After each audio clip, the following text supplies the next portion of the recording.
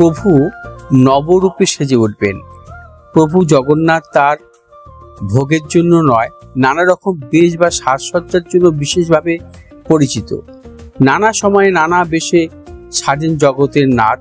প্রতিটি বেশে আছে আলাদা পরিচয়, শাস্ত্রীয় ব্যাখ্যা।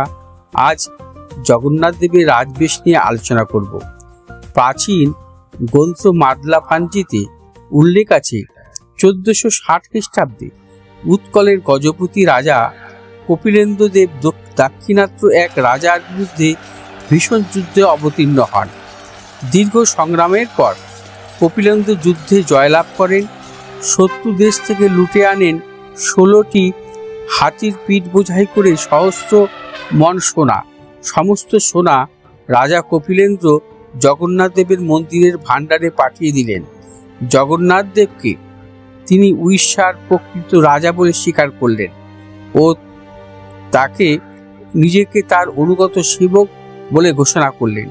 একটি অনুষ্ঠানের মধ্যে দিয়ে এই ক্ষমতা হস্তান্তর সর্বসাধারণের সম্মুখে উদযাপন করা হয় এবং এই সময় জগন্নাথের রাজবেশের প্রবর্তন হয়।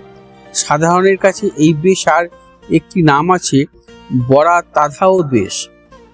আবার রথের আগে বিশেষ রীতি মেনে জগন্নাথ দেবকে পরানো হয় রূপোর হাত।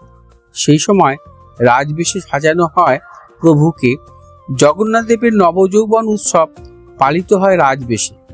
প্রভু জগন্নাথ রাজার রাজা, তাই তার জন্য এই বিশেষ রাজবেশের আয়োজন।